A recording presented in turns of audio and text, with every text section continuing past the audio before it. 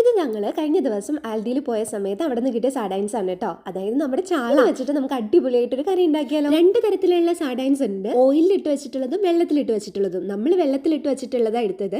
ഇത് already cooked ആണ്, അപ്പൊ പെട്ടെന്ന് നമുക്ക് ഉണ്ടാക്കാം. അതിനായിട്ട് ആദ്യം ഒരു അരപ്പ് തയ്യാറാക്കണം. അതിനായി ഞാൻ ഒരു മിക്സിയുടെ ജാറിലേക്ക് തേങ്ങ, ഇഞ്ചി, പച്ചമുളക്, ഒരു ചെറിയ സവാളയുടെ കഷ്ണം, കുഞ്ഞുള്ളി ഉണ്ടെങ്കിൽ അതും ആവാം, 2-3 വെളുത്തുള്ളി, ഒരു തക്കാളി കുനുകുനാ അരിഞ്ഞതും കൂടെയും ചേർത്തിട്ട് ആവശ്യത്തിന് മഞ്ഞൾപ്പൊടി, മുളക് പൊടി, ശേഷം കുറച്ച് ഉലുവ, പെരുംജീരകം, കുറച്ച് കറിവേപ്പില, കുറച്ച് വെള്ളം കൂടി ചേർത്തിട്ട് നന്നായിട്ട് പേസ്റ്റ് പോലെ അരച്ചെടുത്തിട്ട് നമുക്ക് ചട്ടിയിലേക്ക് ഒഴിച്ചു കൊടുക്കാം. ശേഷം ജാറ് കഴുകിയിട്ട് ആവശ്യത്തിന് വെള്ളവും ചേർക്കണം കേട്ടോ. പിന്നീട് ഇതിലേക്ക് വെളുത്തുള്ളി, കറിവേപ്പില, ആവശ്യത്തിന് ഉപ്പും ചേർത്തിട്ട് ഗ്യാസ് ഓൺ ചെയ്യാം. അതിനുശേഷം നന്നായി ഇളക്കി മിക്സ് ചെയ്തിട്ട് അടച്ചു വെച്ച് വേവിച്ചെടുക്കാം. ശേഷം അടപ്പ് തുറന്ന് ഇളക്കിയതിന് ശേഷം ഞാൻ ഇതിലേക്ക് പുളിക്ക് പകരം പച്ചമാങ്ങയാണ് ചേർത്ത് കൊടുക്കുന്നത്. നിങ്ങൾക്ക് പുളി ചേർത്ത് കൊടുത്താലും മതി. എനിക്ക് മീൻകറിയിൽ മാങ്ങ ഭയങ്കര ഇഷ്ടം, അതുകൊണ്ടാണ് ഞാൻ മാങ്ങ ചേർത്ത് കൊടുക്കുന്നത് കേട്ടോ. മാങ്ങയും ചേർത്ത് അടച്ചു വെച്ച് നന്നായിട്ടൊന്ന് വേവിച്ചെടുക്കാം. വെന്ത് കഴിയുമ്പോൾ നമുക്ക് നമ്മുടെ മീൻ ചേർത്ത് കൊടുക്കാം. ഉടയാതെ വേണം ചേർത്ത് കൊടുക്കാൻ. അപ്പോൾ ചിലതൊക്കെ പൊട്ടിപ്പോയിട്ടുണ്ടായിരുന്നു, പക്ഷെ സാരമില്ല. അപ്പോൾ ഞാൻ മീനുകളെല്ലാം ചേർത്ത് കൊടുത്തിട്ടുണ്ട്. ശേഷം ഒന്ന് അടച്ചു വെച്ചിട്ട് കുറച്ച് നേരം ഒന്ന് വേവിച്ചെടുക്കാം. ശേഷം തുറന്നിട്ട് അതിലേക്ക് പച്ചവെളിച്ചെണ്ണയും കറിവേപ്പിലയും ചേർത്ത് ഇളക്കിയെടുക്കാം.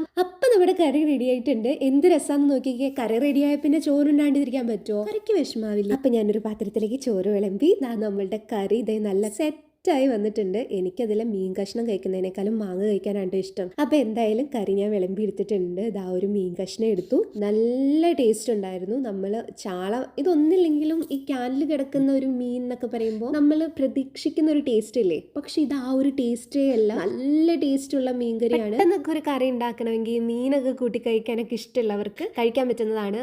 മീനിന് വേറെ ടേസ്റ്റ് വ്യത്യാസം അങ്ങനെ ഒന്നുമില്ല.